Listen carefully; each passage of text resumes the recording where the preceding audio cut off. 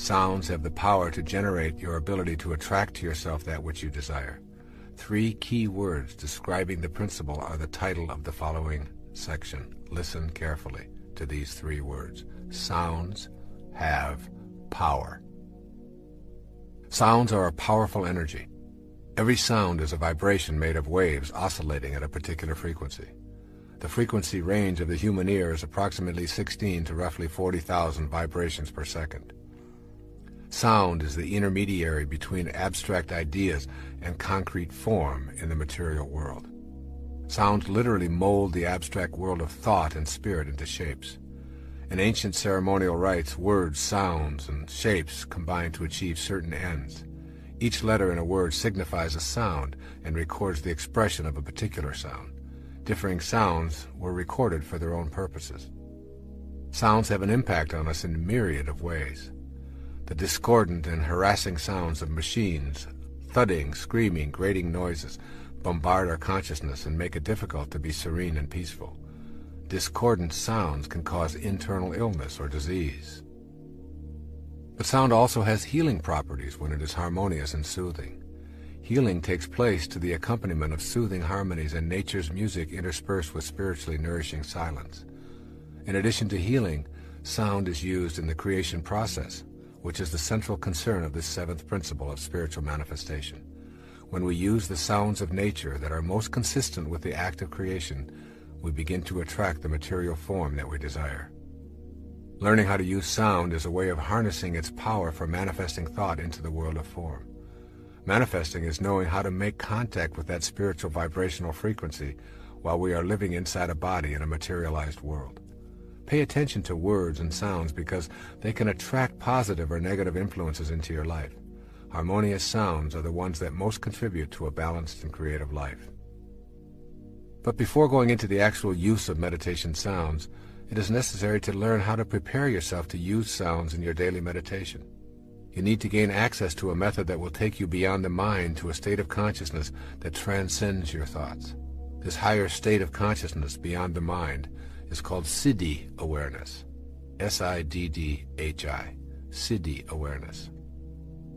Siddhi awareness or Siddhi consciousness is a perfect state of awareness in which there is a complete absence of doubt and no delay between the origination of a thought and its materialization into the world of form.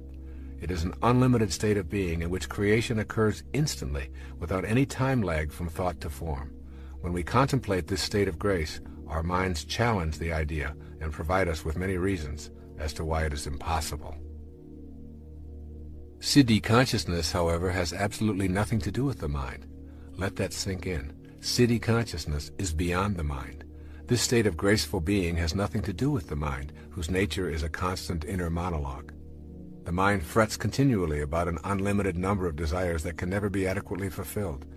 You can give your body great pleasures with booze and sex, give it fancy automobiles and delectable gourmet meals, body massages, and every other imaginable delight. The next morning, when it recovers, your mind has a new list of demands taped to your forehead, asking for more and more of what it can never get enough of. This is the nature of the mind, which is ruled by the ego. Your mind, then, is only a barrier to experiencing Siddhi consciousness, wherein you are in a state of bliss and complete acceptance, and your desires are the same as your experience of life. Your mind blocks the vision of your highest awareness. Your highest self has its own language. When your body is stilled and totally in the present, thoughts disappear. Then you can start the exquisite process of meditating with sound. It is the magic of this sound meditation that I am going to explain in the 7th principle. This is a Siddha technique to take you beyond the constraints of the ego and the mind to a place within yourself where you can change your vibrational frequency through the use of sounds of creation. There's a magic to the sound of creation. As you begin to incorporate these ideas of the power of sound into your consciousness, going beyond the darkness of your mind to the light of your highest self, think about these words that open the book of John in the New Testament. In the beginning was the Word, and the Word was with God, and the Word was God. The word God has the same sound that is in virtually all of the names for the original creator. All traditions describe a creator of the Word and humankind. Here is a list of names used for the creator: Ra, Krishna, Rama, Buddha, Adonai, Brahman, Siddha, Shiva, Jehovah, Kali Durga, Tat, Gayana, Mahanta, Mahavira, Anu, Atva, Nanak, Yahweh, God, Allah.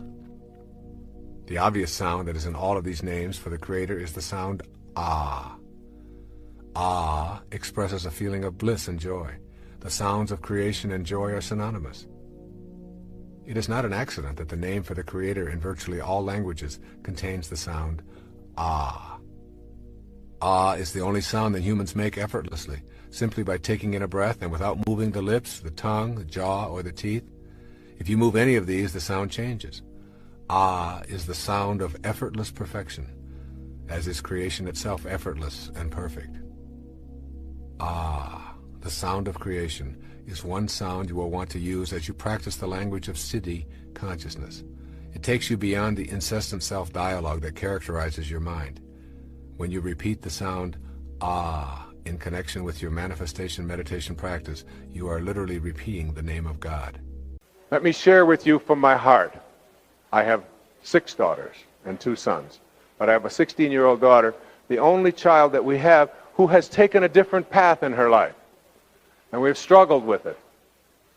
And she had a very serious automobile accident. She had to be cut out of the car.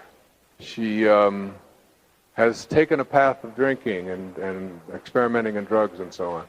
And I know that this is a path, and it's a very painful path, and she's had some very difficult times with it. And she's got a whole thing about authority and doing things her own way and so on. And I understand it, because I've lived it my whole life.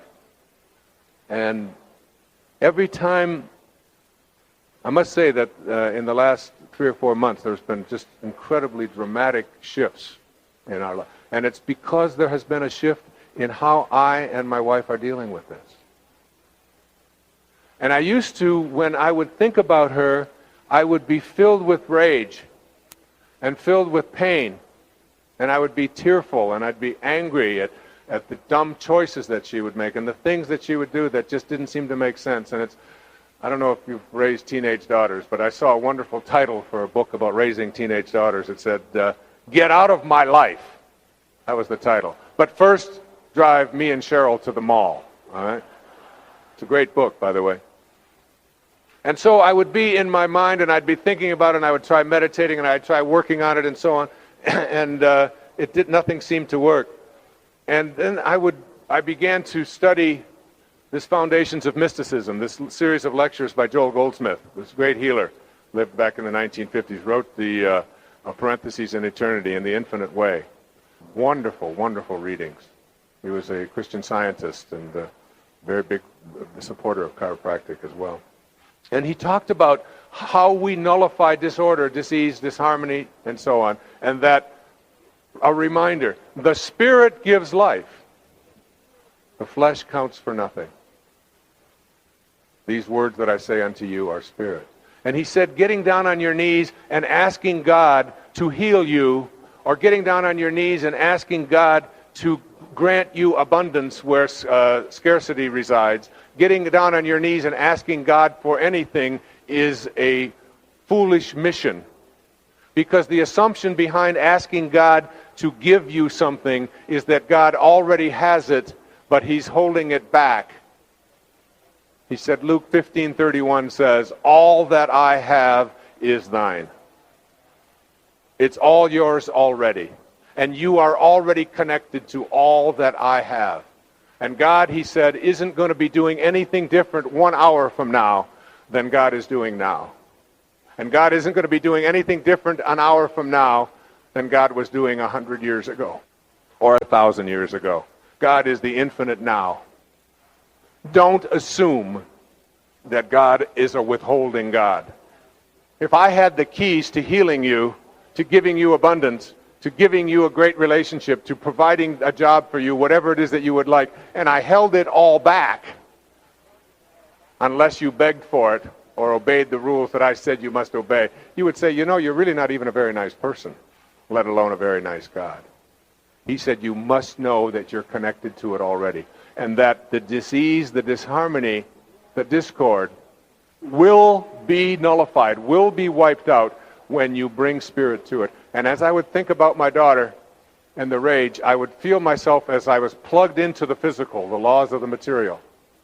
And I would, in my own mind, I would unplug myself from the material, and I would plug myself into God.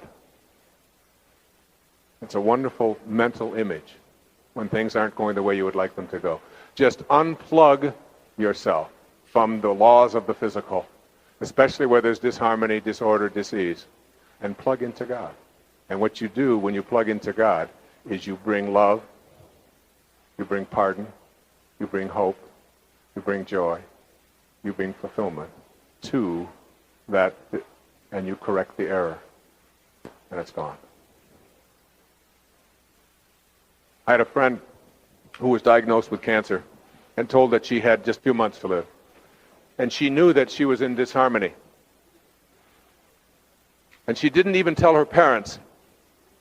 She didn't tell anyone. She knew what she had to do. She had read all the spiritual literature. She had immersed herself in meditation and deep prayer. But still, she was surrounded by and contaminated by the energy field of those who were living in fear and without faith. And she left and she rented a cabin up in Wisconsin, in northern Wisconsin. And she went there all alone. And in the process, what she knew she had to do for 8 to 10 hours a day, every day, was to just reconnect to her source. And in the process of doing this, of just communing with God and just bringing peace, she came back from there a cleansed and whole person, and a healed person as well. It is in the bringing of spirit to disease. And that's why I say and said to you at the very beginning, you must be operating at a different level. And while I don't think that it's very possible for most of us to ever completely get rid of this ego, as long as we're incarnated into a human form, I do believe that it is possible for us to tame it and to make it less of a dominant force in our lives by no longer having such an important role placed on being right and making other people wrong. One of the ways to begin to work at treasuring your divinity is to practice being kind rather than being right in as many occasions as you possibly can. And you have lots of opportunities to do this on a daily basis. Thousands of them show up in little tiny interactions in virtually every place you go, with strangers, with your children, with your spouses, on the telephone, ordering something in a restaurant, whatever. There's always this part of us that is the ego that wants to be right, that wants to make the dust rise from the earth with your swagger. And you know, after a while, you start noticing it. You start observing it. As your own ego becomes less and less of a dominant force in your life, you start to notice how much other people's ego is playing such a role, how much strutting there is, how much posturing there is, how much bragging takes place. You can see it in body language. You can see it in the way that people deal with each other. You can see it in lines at the grocery store. You can see it when you're trying to get your ticket straightened out at the airport, whatever it might be. There's this placing somebody else in a position of inferiority, and you are here to do this for me, and I'm more important than. And it isn't said that way, but it's sort of communicated. And you think to yourself that all of these people, I do it all the time, all of these people are nothing more than me in an earlier time in my life. That this is the way I was. I see it in my past relationships. I see it in the way that I dealt with my children years ago and the way that I deal with them now. I see it in noticing that it's easier now for me to be kind and to suspend being right. And I'm right almost all the time. But I no longer need to point it out, except for right now, of course. But the idea that even if you know that when you're talking to someone that they're completely wrong, if you can suspend the need to point it out and instead just say something kind back in response. If you can just practice doing that wherever you are, those are points towards treasuring your divinity. It's not about worshiping more. It's not about getting down on your knees and practicing somebody else's orthodoxy. It's not about fitting in. It's not about memorizing verses out of the Bible or the Quran or the Torah or whatever. It's not about that. It's about practicing being Christ-like rather than Christian. It's about practicing being Buddha-like rather than Buddhist. It's about practicing being Muhammad-like rather than Muslim. Muhammad said, don't even harm any tree that has a green leaf growing on it. If there's a green leaf growing on it, don't harm it. Practice that. That kind of love and admiration for humanity. Live as much as you can those principles. And all it amounts to is simply beginning a process of moving out of the lowest levels of consciousness. The lowest level of consciousness is ego consciousness. Ego, some have suggested EGO, is an acronym for edging God out. That as you edge God out of your life, what you have done is you have separated yourself from your divinity, believed that you are those 6 things, separate from everyone, separate from what you would like to attract into your life, separate from God, your reputation. You start believing that this is who you are, and you start living this way, and you look upon your divinity as something that is out there that you'll see, you'll talk to on at the synagogue on Saturday or at church on Sunday morning or whatever. And you'll practice during certain days, like we call, at the end of the year, 30 days of fasting, and this makes me, closer to God and so on. To me, it's about applying the principles of moving past ego consciousness. And when I see conflicts between one group and another, men versus women, when I see conflicts between people who are older and people who are younger, when you see conflicts existing between people who have one color skin and a different color of skin, when you see conflicts between people who wear a robe versus those who wear a yarmulke, when you see all of these divisions, and there are just endless numbers of them that we pigeonhole ourselves into, they are still the cause of virtually all conflicts on the planet. We still are dividing ourselves. We don't understand that this is a round planet, and on a round planet, there's no choosing up sides. There are no sides. Mindfulness just is, Here's one of the Thich Nhat Hanh's quotes. He says, walk as if you are kissing the earth with your feet. It's a practice of putting your mind and your consciousness onto exactly where you are in the moment and being able to find beauty. It's one of the great teachings that I learned as a young man is that looking at beauty in the world is the very first step in purifying the mind. To be able to find beauty. I remember the story I told of Viktor Frankl when I was with him in 1978 on a panel in Vienna, the great Viktor Frankl, who wrote Man's Search for Meaning. And he said that they would give, we had lunch after that, just the two of us. I was very, very touched, and it was one of the most memorable moments of my life. And he said to me, when we were given a bowl of dirty water with a floating fish head in it, and that was our protein for the day. And he said you had to be able to find a way to find beauty in that. He said when we're challenged with circumstances over which we have absolutely no control, that we're challenged to change ourselves. And instead of looking at this as poor me and this shouldn't be happening and isn't this awful, but looking at it in terms of this is where I am. This is where I am in here, in this moment.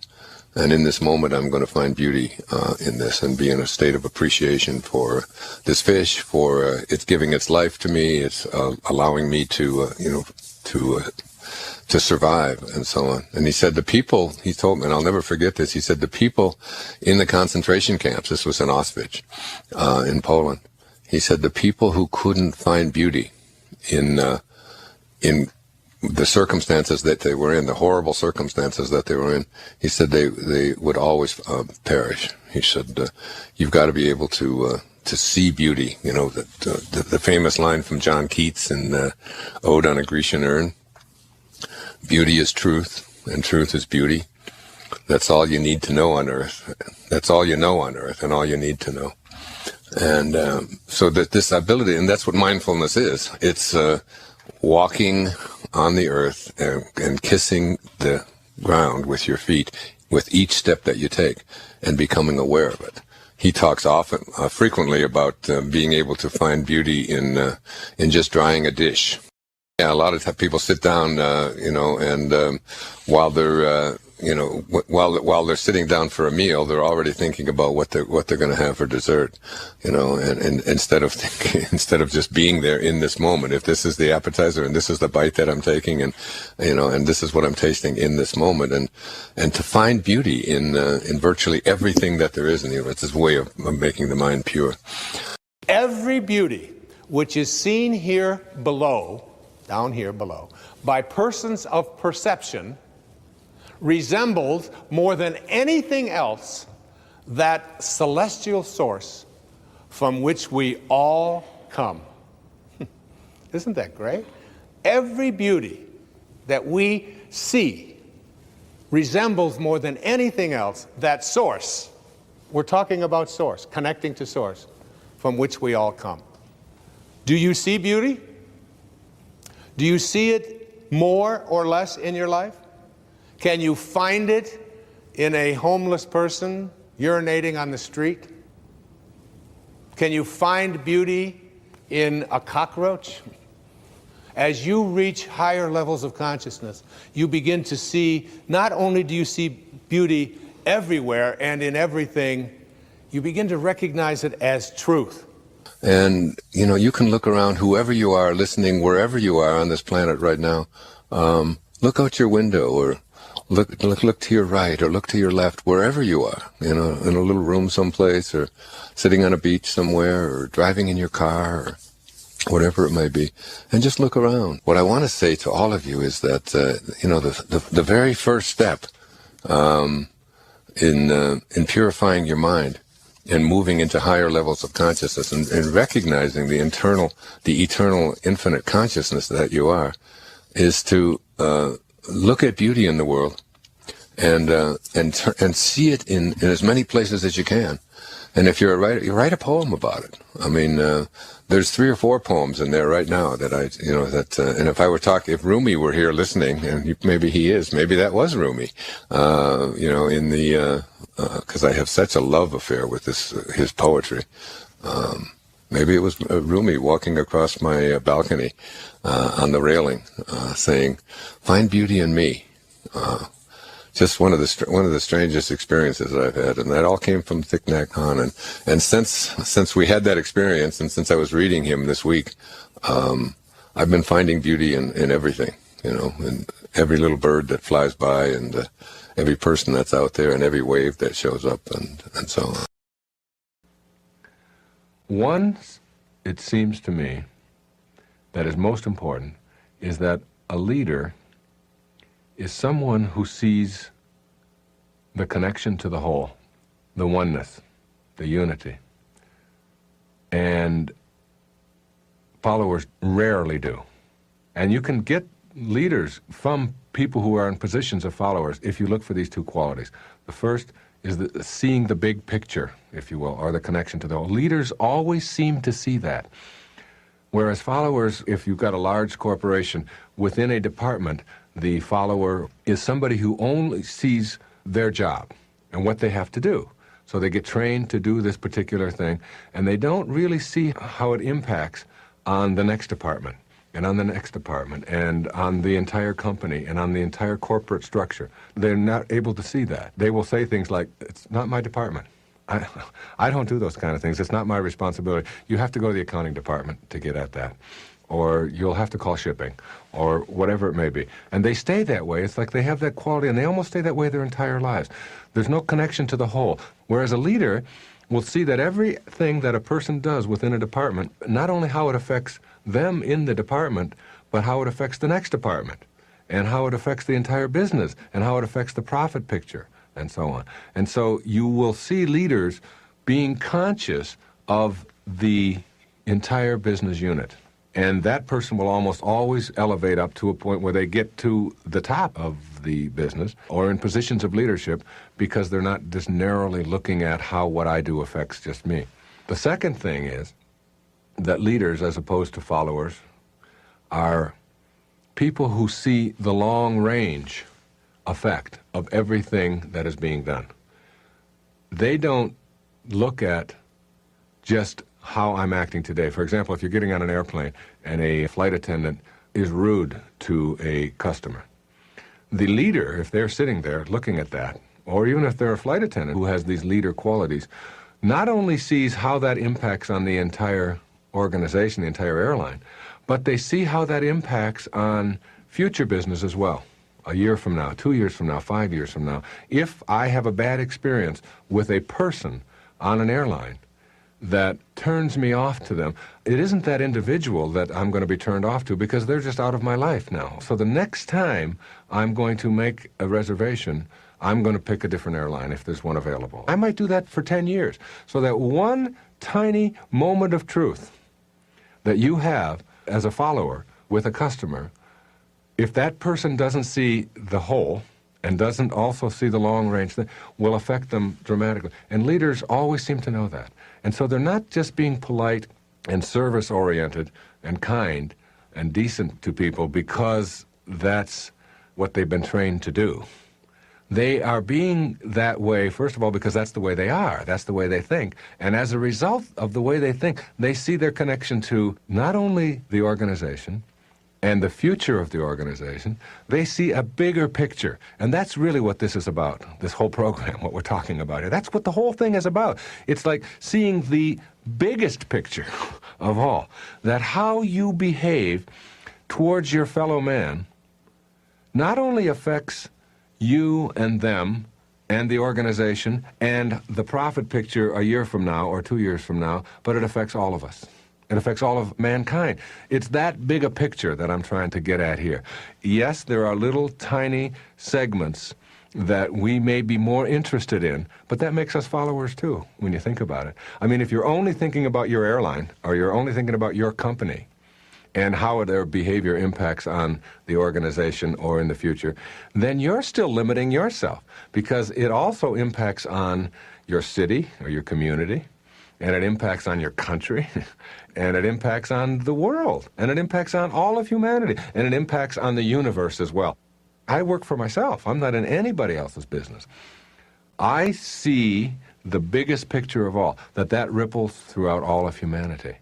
And you can bring it back down to apply these principles in your daily business and in your family and in your relationship, but you can expand them outward as well, so that you begin to see that every negative act, every hostile act, everything that is not in harmony that you do, every person who is not in harmony, that person cannot cooperate with the person next to him. He will want to gobble them up like a cancer. And when they are in harmony, and enough of us get into harmony, then it impacts on the entire planet.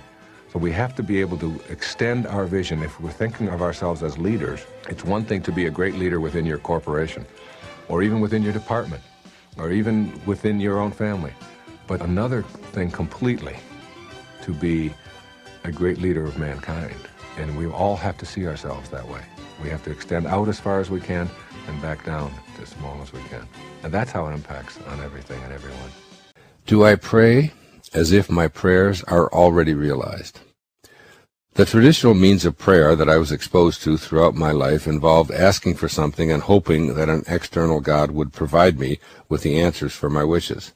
A close friend and colleague of mine, Greg Braden, who is also a student and admirer of Neville, writes in his penetrating book, The Isaiah Effect, "Rather than asking that the outcome of our prayer come to pass, we acknowledge our role as an active part of creation and give thanks for what we are certain that we have created. Whether we see immediate results or not, our thanks acknowledge that somewhere in creation our prayer has already been fulfilled." Unquote. This may appear to contradict the ask and you shall receive version of prayer that you are likely exposed to. It may feel new, but it is so important that you acknowledge your own divine role in the fulfillment of your spiritually aligned desires for yourself and others.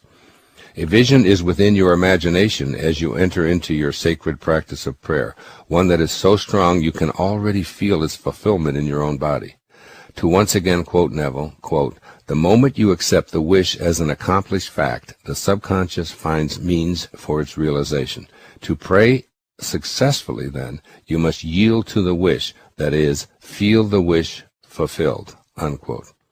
Being a piece of God, and therefore altogether God, as a part of the entire process of creation, you become an active participant in your own private prayerful moments. Consider shutting out your senses completely, along with all of the evidence they continually place before you, because you are, in your prayers, going to attempt to feel what they, that is, your senses, will most assuredly deny. Perhaps describing what I do will help you. When I pray, I always yield to the wish that I have for myself, my loved ones, and the entire planet, and all of its inhabitants, rather than attempting to force my wish or to have God take over and do my bidding for me. In my mind, I see my wishes as accomplished, and I experience what that feels like, savoring the feeling in my body. I stay in a profound state of gratitude. My prayer is without effort. Rather, it is felt as an already accomplished fact.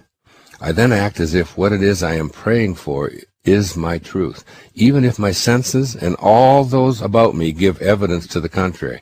I'm not asking for special favors because I do not believe in an ego-constructed deity who plays favorites, or who has the ability to heal everyone, yet withholds these favors because he or she is looking for something from me. I'm a part of the entire business of creation.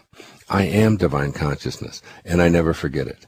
I know I have the capacity to make conscious contact with my source of creation. There's no fear of insulting a mythical God. In the I Am Discourses, Saint Germain says, quote, "I say to the students in all sincerity, there is no possible way of attaining a quality or a desired attribute without claiming it," unquote. With this in mind, I claim peace, health, happiness, joy, prosperity for everyone I know in my life. I claim peace and contentment for myself, for humanity, and the entire world. In my prayers, I give thanks for my mysterious role in all of this, and I reprogram my subconscious mind so I feel this in my body. I leave my sacred prayer time and go about the activities of my life, whatever they may be, with this feeling within me. I am not discouraged by what my senses might be reporting. I have left all ideas of time and timing behind, and I trust in the I Am presence that is my true identity. Often at night I engage in prayerful visualization. I visualize faces of people I know who have crossed over and left the outer world, people I've seen in the media but have never met, and people I knew as a child. I surround them with love. I see the love, and I feel it for them and myself. I am calling in the I Am presence. As the I Am Discourses teach, quote, "The undesirable moves out, and the I Am presence moves in, and you find that you have truly entered into a new world, filled with the happiness and perfection you have always known existed somewhere within your own heart," unquote. This is prayer to me, and when I emerge from these moments of prayer, it's as if I've attended a movie and seen the successful end of the film, even though I may not have been shown precisely how that ending was achieved. This is not only the great power of prayer, it is also the power of a wishes-fulfilled life. No ego, no force, no special privileges, simply an awareness of the power that exists within us when we assume that what we pray for, always aligned with our highest selves, is a completed fact. We are, each and every one of us, a participant in this dance of creation. What I call authentic prayer is inviting divine desire to express itself through myself. It expresses my experience of oneness with the divine energy. This may sound like a radical or even blasphemous notion, but is the source of all spiritual traditions. Here's a few examples. In Christianity, they say the kingdom of heaven is within you. In Islam, they say those who know themselves know their God. In Buddhism, they say, look within, you are the Buddha. In Vedanta, they say, Atman, or individual consciousness, and Brahman, universal consciousness, are one. Yoga says God dwells within you as you. Confucianism, heaven, earth, and human are of one body. And in the Upanishads, the ancient texts of the Hindus, by understanding the self, all this universe is known. Trust, then, is the cornerstone of my praying, and with it comes the peace that is the essence of manifesting. The famous Danish theologian Søren Kierkegaard once said that once you label me, you negate me. And our past is filled with labels about what we can and can't do. I'm not very good at this. I'm not athletic. I'm not musical. I'm not able to do certain kinds of activities. I don't have a good memory. I'm not very good at mathematics. I've never been good at relating to other people. I'm shy. I'm nervous. I'm clumsy. These are all labels from the wake, from our past. And all of them are just things that you have used as an explanation or as an excuse for why you don't move into a different place in your life. And they all revolve around this thing called failure. I tried them, I wasn't good at them, therefore I failed. And when you give up your personal history, you give up the concept of failure. It is, again, another illusion. You have never failed at anything in your life. Everything you've ever done has produced a result. You are just out there producing results. The issue isn't whether you fail. The issue is, what do I do and what have I done with the results that I have produced? So that if you go to, I love that story that I heard not too long ago of a little boy who was walking, and you know how little boys do it? I used to do it all the time. And you take a softball and you throw it up into the air, and then you have a bat, which is often a stick, it was for us, and you swing at it like this, and the little boy throws the ball up into the air, and he swings, and he misses. So he picks the ball up again, and he walks a little further, and nobody's around, and he throws the ball up into the air, and he swings again, and the ball falls to the ground. He misses. Then he picks up the ball again, and he looks around, and nobody's there, and he throws it up into the air, and he swings his stick. It misses again and hits the floor, the ground. And he responds, "What a pitcher."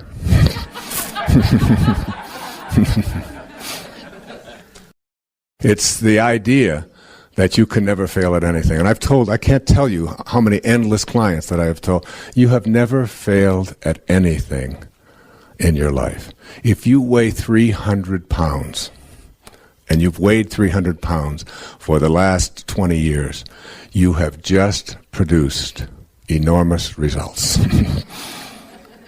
And the question isn't, why am I such a failure? Why have I always been obese? Why have I always been these terrible things that are back there in the past that I'm bonded to, and now coming up with reasons to explain it away?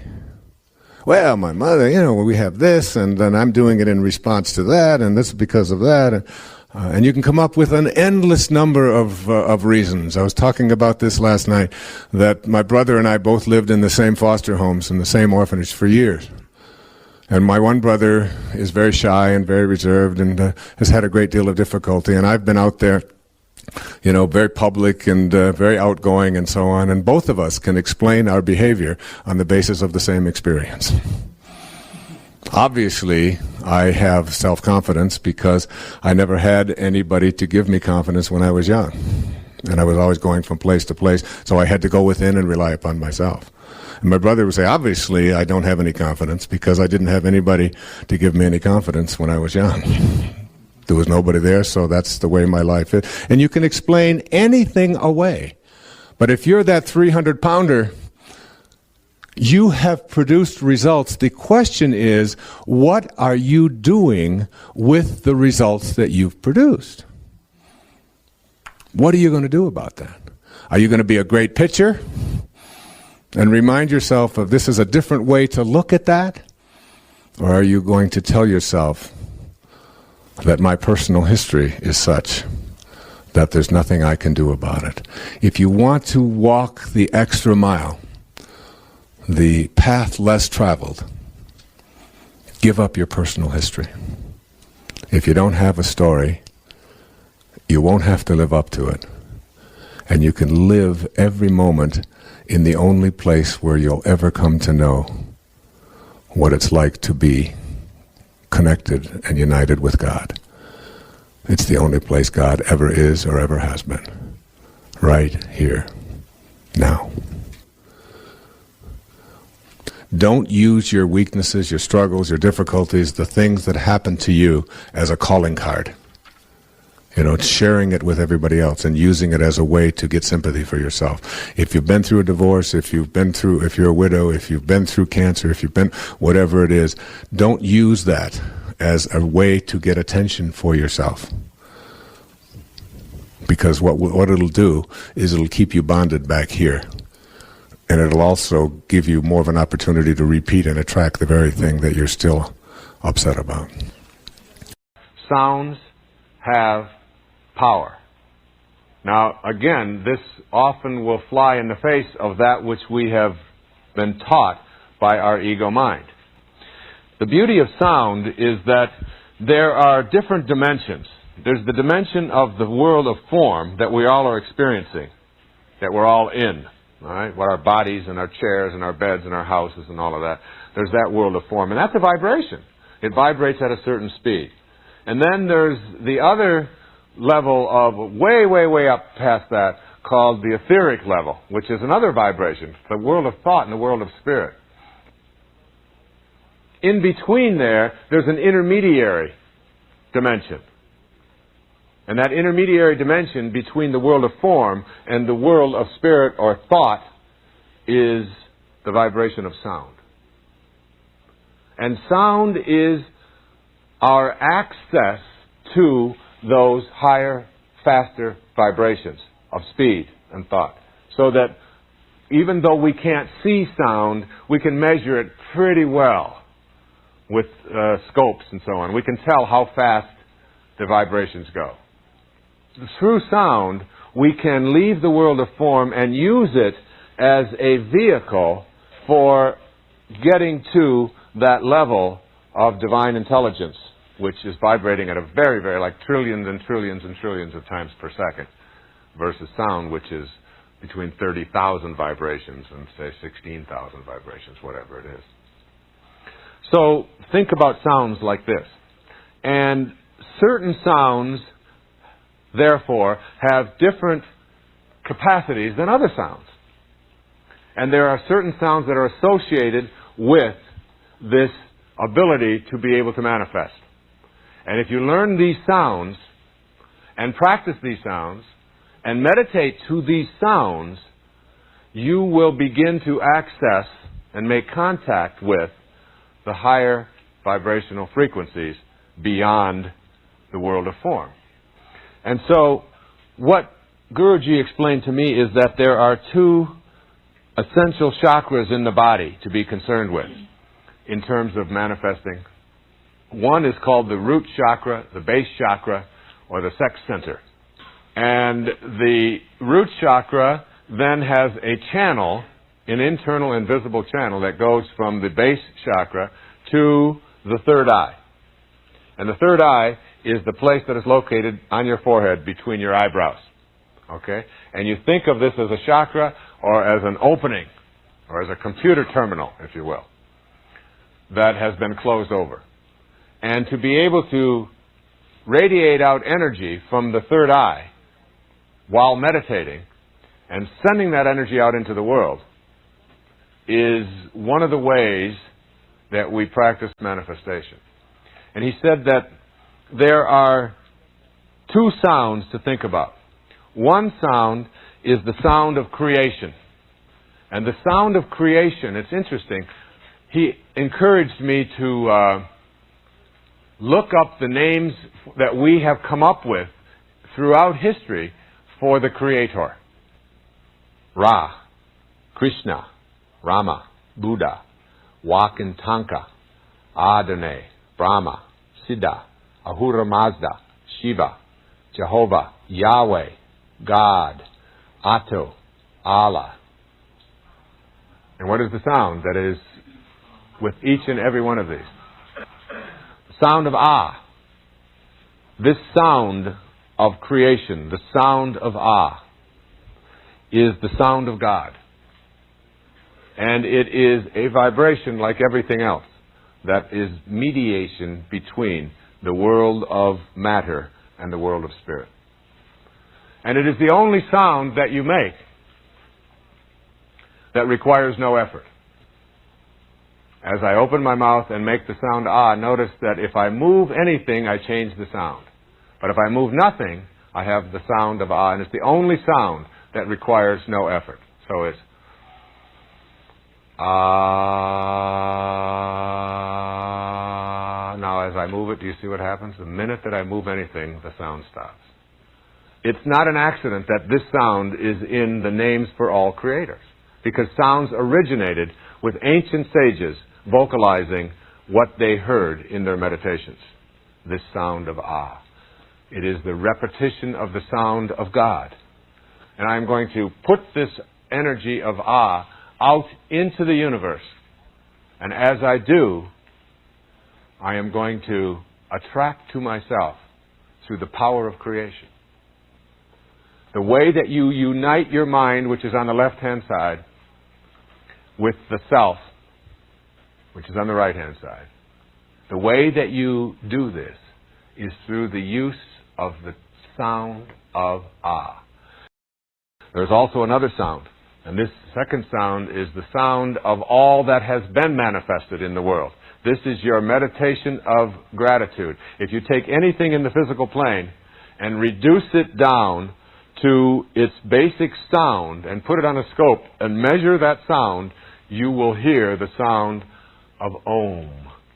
The sound of Om. It is the universal sound. It is the sound of gratitude. In the evening meditation, you also repeat the sound of Om. But you don't ask for anything. You just send out your gratitude for all that has manifested in your life. And you will feel an enormous sense of peace and joy. If you wish to become a divine immortal angel, that is, to live your life at meaning from a God-realized perspective, then restore the angelic qualities of your being through virtue and service. The Tao Te Ching, Te means virtue. This, and I underline this emphatically, this is the only way to gain the attention of the immortals who teach the methods of energy enhancement and integration that are necessary to reach the divine realm. This is the only way to gain the attention of the immortals, of the angels, of the divine intelligence, of that which has gone before you, of God, whatever you want to call it. You know that there's guidance out there.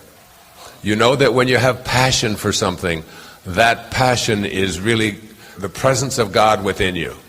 When you feel something so strongly that you can't ignore it, that you just have to be it. I hope you're thinking about what your calling is, just what it is, regardless of whether you've actualized it, fulfilled it, whether it's an empty pipe dream, whatever it is. Just think about it. Just think about it. What it is that you feel in here that just won't go away, that calls you to something. And if you want to gain the attention and get the help, the guidance that you want, this is what Carl Jung meant when he talked about synchronicity, that as you elevate, as you get closer and closer to this divine realm, what happens is that the right people suddenly began to start showing up. The right idea begins to come along. What I call in the film, the quantum moment begins to happen. That vivid, surprising, benevolent, enduring idea that comes to you. Now, how does the guidance get here? These angelic teachers cannot be sought out. In other words, you can sit here and meditate all day long and sit here and pray and hope and ask for the guidance of these teachers to come to you, and according to Lao Tzu, you'll never find them. The only way to gain the attention of the immortals who reach the methods of energy enhancement and integration is to start living your life through virtue and service. And when I made that shift and began to realize that my life was really about serving, because that's all you can do. If you can imagine God with hands, just try to imagine God with hands. And ask yourself, what does God do with his hands? What is the only thing that God can do with his hands? The God that you know, the Tao, the source that is responsible for all of creation and welcomes all of creation back. What does God do with God's hands? Creation is already complete, as you'll hear this afternoon. It's already complete. And it's just constantly giving, isn't it? It's just about giving. Does God ever say, I want something back from you? Yeah. I give you life, you got to give me this. But God just says, here is life, here are the birds, here are the trees, here's the sky, here's the water, here's the ocean, here's the universe, here it is. What do I want back? Nothing. Hafiz, the great Persian poet, said, even after all this time, the sun never says to the earth, you owe me. Just think what a love like that can do. It lights up the whole world. It almost sounds too simple, but when I made that shift, it started chasing after me. And it always has chased after me, but my ego would get in the way and think that this was about me. But when I really was able to suspend that ego,